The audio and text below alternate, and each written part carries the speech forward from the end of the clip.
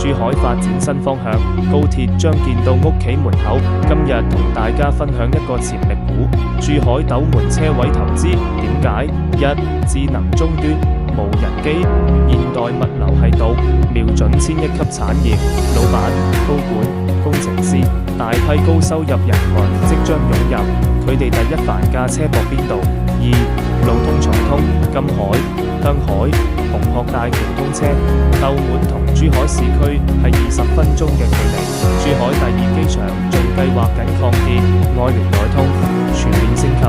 三、高鐵樞紐起喺度，珠海杭州中心站直通暗佛江韶，以後斗門人流量幾何級數增長，車位需求爆炸，供應有限。高鐵站建成之後，周邊車位價值率先水漲船高。想要了解珠海斗門最靚的車位收租情況，私信我領取斗門最靚車位收租資料包。